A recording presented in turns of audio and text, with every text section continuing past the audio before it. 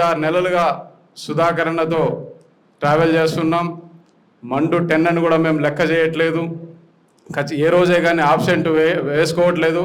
ఏదైనా జ్వరం వచ్చినా కూడా ట్యాబ్లెట్లతో సహా వేసుకొని మేము ప్రచారానికి వస్తున్నాం. ఉదయమైనా సరే, సాయంత్రమైనా సరే, ఎలాగైనా సరే అన్న గెలవాలి అనే ఉద్దేశంతో వెళ్తున్నాం.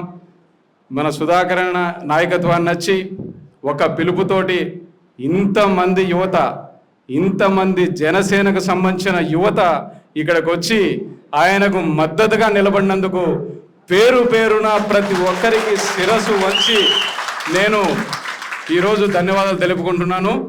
మన పవన్ కళ్యాణ్ గారు చెప్తా ఉంటారు, నాతో నడిచేవాడే నా వాడు అని. ఎస్, నాతో నడిచేవాడే నా వాడు. నేను కూడా అదే ఫీల్ అవుతున్నా, మీరు కూడా అదే ఫీల్ అవ్వండి. ఎందుకంటే మీరంతా నిన్న జనసేన కంఠంలో పానంత వరకు నేను జనసేనతోనే ఉంటా, పవన్ కళ్యాణ్ అంటే పిచ్చి సార్, కోసుకుంటా సార్, ఇలాంటి వాళ్ళంతా రాత్రి వస్తామని చెప్పి మీకు ఆల్రెడీ అనుభవం వచ్చేసి ఉంటుంది. వాళ్ళు రాత్రి వస్తామని చెప్పి పగలు స్కిప్ అవ్వడము, అలాగే పొద్దున తాతకు కాలు విరిగింది, అవ్వ బాత్రూమ్ దగ్గర జారిపడింది, ఇంట్లోనే ఉండి ఎక్కడో విజయవాడలో ఉన్న ఇలాంటి అబద్ధాలన్నీ మీకు ఈ పాటికే వచ్చింటాయి. నిజమా కాదా? నిజమా కాదా ఇది? కాబట్టి ఇక్కడ ఎవరైతే ఉన్నారో అందరూ పర్ఫెక్ట్, మీరంతా పవన్ కళ్యాణ్ గారి యొక్క ప్రతిరూపాలని నేను చాలా గట్టిగా నమ్ముతున్నాను. అసలు మేము ఎవరైతే అబద్ధాలు చెప్పి ఆగిపోయి ఉన్నారో వాళ్ళ కోసం రాజకీయాన్ని మొదలుపెట్టలేదు.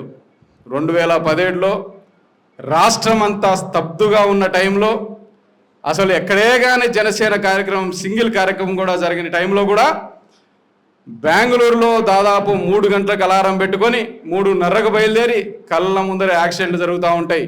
అయినా కూడా లెక్క చేయలే, భయపల్లె, అధైర్యపల్లె.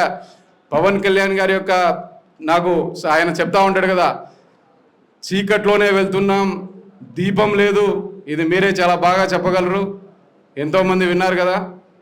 అలా ఇబ్బందులు పడుతూ కూడా నాతో పాటు ఇక్కడ చాలామంది ఇక్కడ స్టేజ్ దగ్గర ఉన్న వాళ్ళు, నేను పేర్లు ప్రస్తావించలేకపోతున్నాను ఎందుకంటే చాలామంది ఉన్నారు కాబట్టి, 2017లో ఎలాగైతే ప్రస్థానం మొదలుపెట్టారో అప్పుడు ఎంత కమిట్మెంట్, ఎంత డెడికేషన్ ఉందో ఇప్పుడు 100 రెట్లు డెడికేషన్తోనే ట్రావెల్ చేస్తున్నాం. మీరు చూసే ఉంటారు, గత 4.5 నెలల్లో ఒక్క పూట కూడా ఆబ్సెంట్ పెట్టకుండా సుధాకర్ అన్నను ఎమ్మెల్యే చేయాలని మేము గట్టిగా కంకణం కట్టుకొని, ఒకరోజు మిస్ అయితే, ఒక పూట మిస్ అయితే 2000 మంది ఓటర్లు మిస్ అవుతాం, వాళ్ళను చైతన్యపరచడంలో మిస్ అవుతామనే ఉద్దేశంతో మేము చాలా గట్టిగా ప్రయాణం చేస్తున్నాం. ఇంతకుముందు ఎక్కడో ఇప్పటం, ఎక్కడో మచిలీపట్నం, ఎక్కడో గుంటూరు, పరుగున వెళ్ళే వాళ్ళం అందరం. పవన్ కళ్యాణ్ గారి సభ అంటే పరుగున వెళ్ళేసి మేము అటెండ్ అయ్యి దాదాపు 2-3 రోజులు అక్కడే ఉండి, సభకు ముందు రోజు ఉండి, సభ రోజు ఉండి, సభ తర్వాత కూడా అక్కడే ఉండి దాదాపు 3 రోజులు స్పెండ్ చేసేవాళ్ళం. కానీ ఇప్పుడు మన పక్కనున్న రాజంపేటకు పవన్ కళ్యాణ్ గారు వచ్చారు, పక్కనున్న రైల్వే కోటర్కి వచ్చారు, పక్కనున్న తిరుపతికి వచ్చారు, ఈరోజు పీలేరు. ఎక్కడ చూసినా కూడా పవన్ కళ్యాణ్ ఒక పక్క మనసు తహతహలాడుతూ ఉంది.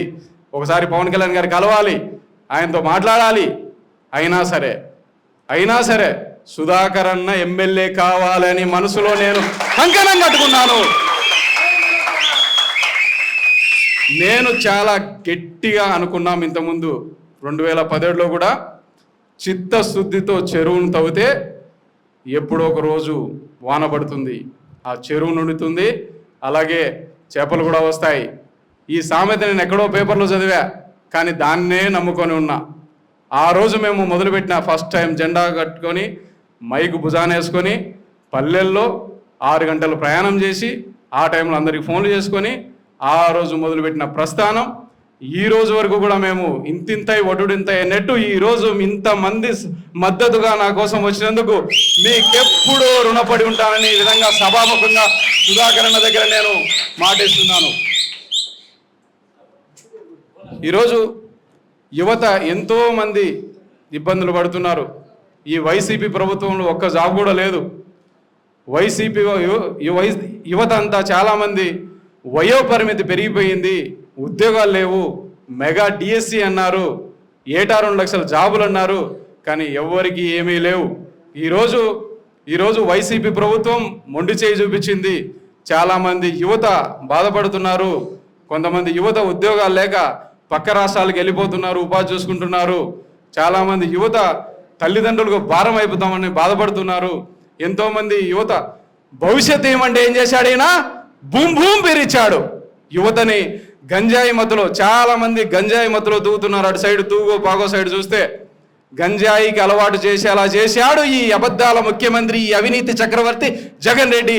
కాబట్టి ఆయన గద్దె దింపాల్సిన అవసరం ఎంతైనా ఉందని ప్రతి ఒక్కరిని పేరు పేరున కోరుకుంటున్నాను.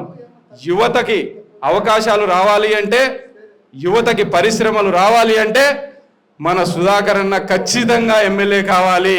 ఇందాక అజేష్ గారు చెప్పినట్టు దాదాపు బ్రహ్మంగారి మఠంలో ఎంతో బీడు భూములు ఉన్నాయి. వాళ్ళందరికీ ఉపాధి కలిగించాలి అంటే సోలార్ పరిశ్రమను నెలకొల్పుతానని చెప్పి డోర్ టు డోర్ క్యాన్వాస్లో సుధాకర్ అన్న గారు యువతకి మాటిచ్చారు.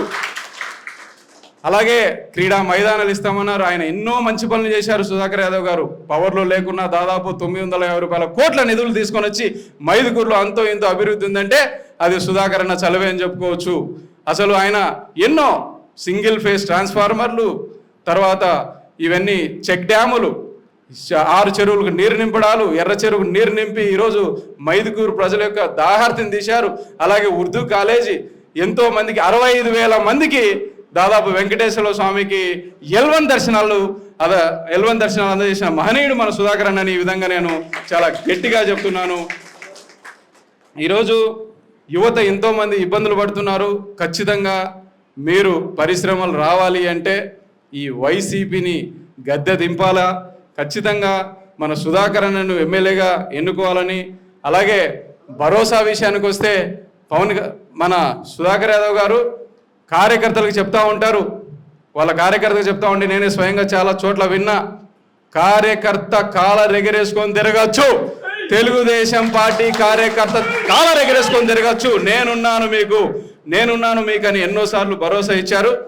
అలాగే మన పొత్తులో భాగంగా జనసేన వాళ్ళని పట్టించుకోరు. రేపు పవర్లోకి వచ్చాక ఆయన బిజీ అవుతారేమో, ఆయన ఏమన్నా పనులకు పలుకుతారేమో అనుకోవద్దు.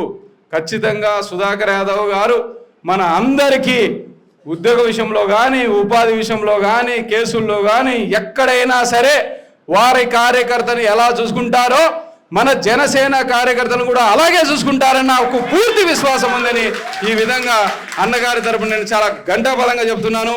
నేను చాలా స్వచ్ఛంగా అనుకున్న సుధాకర్ యాదవ్ గారిని కలిసినప్పుడు, అన్నగారు మీరు ఎమ్మెల్యే కావాలి. ఒకప్పుడు మీరు నాకు ఒక మాట చెప్పారు, మా ఇంటి దగ్గర కూడా వచ్చారు. ఆ రోజు మున్సిపాలిటీలో దాదాపు టై అయినప్పుడు నిజంగా అన్న వచ్చినప్పుడు నాకు చాలా బాధ వేసింది. అరే మా పార్టీని మేము కాదని ఈరోజు అన్నకు మద్దతు ఇవ్వలేకపోతున్నానని. కడపలో ఎప్పుడైతే మీటింగ్ పెట్టారో అన్నగారు ఆ రోజు నేను ఇవ్వలేకపోయాను, ఈరోజు ఖచ్చితంగా మీకు మద్దతు ఇస్తామని చెప్పి కడప పార్టీ మీటింగ్లో చెప్పాము. అలాగే నేను స్వచ్ఛందంగా మనసులో అనుకున్నాను, పుట్టా సుధాకర్ గారి ఆయనకు ఇప్పటి వరకు 4 తమ్ముళ్ళు, కానీ నేను 5వ తమ్ముడిని, పుట్టా సుధాకర్ యాదవ్ గారి యొక్క 5వ తమ్ముడిని నేనని చాలా స్వచ్ఛంగా ఫీల్ అవుతున్నాను. అంతే స్వచ్ఛంగా పనిచేస్తున్నాను. ఇంతవరకు ఎటువంటి ఎక్స్పెక్టేషన్స్ పెట్టను. అన్నగారు కలిసినప్పుడు చెప్పాను, మొన్న కూడా 5 నెలల కిందట, అన్నగారు నా తరపున కానీ జనసేన పార్టీ తరపున కానీ మాకు ఏమి ఎక్స్పెక్టేషన్స్ లేవు, ఎక్స్పెండిచర్స్ కూడా ఏమి అడగము. అందరిలాగా మీరు ఎమ్మెల్యే కావాలి, మీరు మైదుకూరిని మార్చాలి, అదొకటే మా ఎక్స్పెక్టేషన్ అని చెప్పాను. స్వచ్ఛందంగా 0 ఎక్స్పెక్టేషన్స్, సుధాకర్ అన్న ఎమ్మెల్యే కావాలి, అదొక్కటే నా ఎక్స్పెక్టేషన్. అది మించి ఇంకా ఏమి లేదు.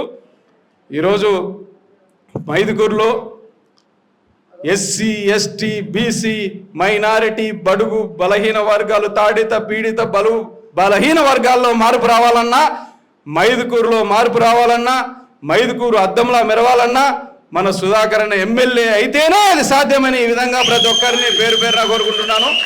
అలాగే మన యొక్క కార్యకర్తలు, జనసేన కార్యకర్తలు, టీడీపీ కార్యకర్తలతో అన్నదమ్ముల్లాగా సోదర భావంతో వారు బూతులో కూర్చొని ఉంటారు. మీరు బయట ఓటింగ్ శాతం పెంచడానికి ప్రయత్నం చేయండి, అవి చాలా కీలకం. ఓటింగ్ శాతం పెరగాలి.